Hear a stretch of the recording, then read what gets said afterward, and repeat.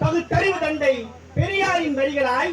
சாதிதான் சமூகம் என்றால் வீசும் காற்றிலும் விஷம் பரவட்டும் என்கிற பழனி பாரதியின் வரிகளாய் பெண் விடுதலை இல்லையே இம்மண் விடுதலை இல்லை என்ற மேதகு பிரபாகரனின் வரிகளாய் நான் யாருக்கும் மடிவை இல்லை